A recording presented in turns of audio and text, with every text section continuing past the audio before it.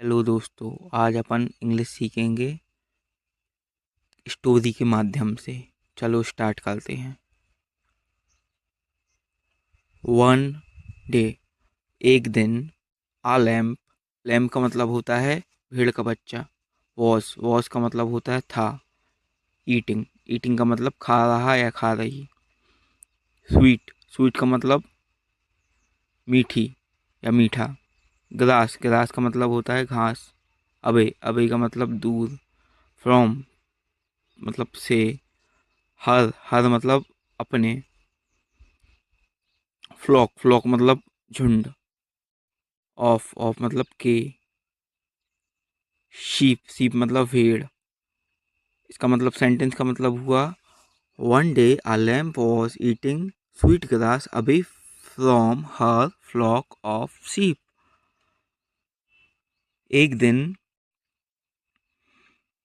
एक भेड़ का बच्चा अपने झुंड से दूर मीठी घास खा रहा था।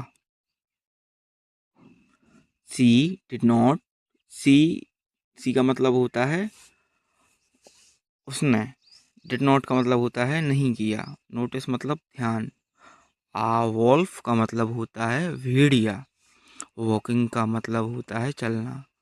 नियर मतलब नज़दीक। टू मतलब को। हर मतलब उसके। वैन का मतलब जब। सीप का मतलब वह। शॉ का मतलब देखा।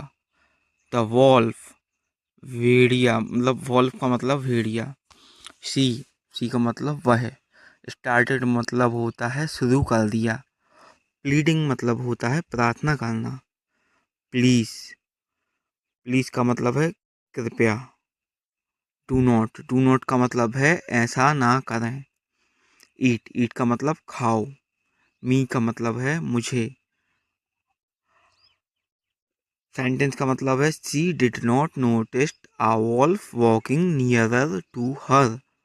When she saw the wolf, she started pleading, please do not eat me। उसने नोटिस नहीं किया कि भेड़िया उसके पास चलकर आ रहा है। जब उसने देखा भेड़िया को तो उसने शुरू कर दिया प्रार्थना करना कि कृपया कर मुझे ना खाएं। मतलब माई का मतलब मेरा। स्टोमक का मतलब पेट। इसका मतलब है। फुल का मतलब भरा। आई का मतलब मैं। ऑफ का मतलब का। ग्रास का मतलब घास। यू का मतलब मैं। कैन का मतलब कर सकना। वेट का मतलब इंतज़ार। अवाइल का मतलब कुछ समय। टू का मतलब को। मेक का मतलब बनाना। माय का मतलब मेरा। मीट का मतलब मांस। टेस्ट मतलब स्वाद। मच मतलब अधिकता। बेटर मतलब बेहतर। सेंटेंस का मतलब हुआ, my stomach is full of grass. मेरा पेट घास से भरा हुआ है। You can wait a while to make my meat taste much better. मेरा मांस और भी बेहतर बनाने के लिए आप कुछ समय रुक सकते हैं। The grass is, the grass का मतलब घास। इन का मतलब मैं। माय का मतलब मेरा। स्टोमक का मतलब पेट। विल बी मतलब होना। डाइजेस्टेड मतलब पाचन। क्विकली मतलब जल्दी से। इफ़ का मतलब अगर। यू का मतलब आप। लेट का मतलब होने देना। मी का मतलब मुझे। डांस का मतलब नृत्य। वॉल्फ मतलब भेड़िया। एग्रीड मतलब मान गया।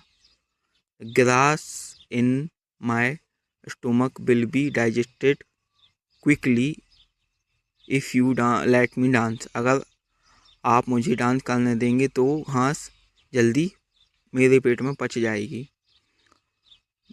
द वॉल्फ एग्रीड, भेड़िया मंजूर हो गया, मान गया। हाइल का मतलब जिस समय। लैम्प का मतलब भेड़ का बच्चा। वॉश का मतलब हाथी। डांसिंग का मतलब नाच रही या नाच रहा। सी का मतलब वह, हैड का मतलब पास था, ए का मतलब यहाँ पर एक, न्यू का मतलब नया, आइडिया का मतलब विचार, सी मतलब वह, सैड मतलब कहा, आई मतलब मैं, कैन मतलब कर सकना, डांस मतलब नाचना, फास्टर मतलब तेज, इफ मतलब अगर, यू मतलब आप, टेक मतलब लेना, माय मतलब मेरी, बेल मतलब घंटी, एंड मतलब और, रिंग मतलब बजाना, इट मतलब यह, सो मतलब इतना, हार्ड मतलब कठोर। While the lamb was dancing, she had a new idea. जिस समय भेड़ का बच्चा नाच रहा था, उसके पास नया आइडिया आया। Said, I can dance faster if you take my bell and ring it so hard. उसने कहा, मैं तेज नाच सकती हूँ अगर आप मेरी घंटी ले लें और उसे जोर से बजाएं।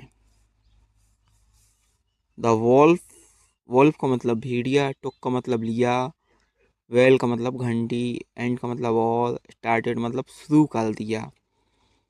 टू का मतलब टू रिंग, टू का मतलब के लिए, रिंग का मतलब बजाना, सो का मतलब बहुत, हार्ट का मतलब तेज, सेपर्ड का मतलब भीड़, हर्ड का मतलब सुना, द का मतलब द डिटर्मिनर है, साउंड का मतलब आवाज, एंड का मतलब और, रैन का मतलब दौड़, क्विकली तेज, टू से बचाना, लैम्प मतलब लैम्प्स का मतलब भीड़ का बच्चा, अपोस्ट्रोफी एस लगा रहता है तो काकी होता है, लाइफ मतलब जिंदगी। The wolf took the bell and started to ring so hard. भेड़िए ने घंटी ले ली और जोर से बजाना चालू कर दिया। The shepherd heard the sound and ran quickly to save the lamb's life. भेड़ ने सुना साउंड, आवाज, और दौड़ लगा मतलब तेज भागा भेड़ के बच्चे को बचाने के लिए।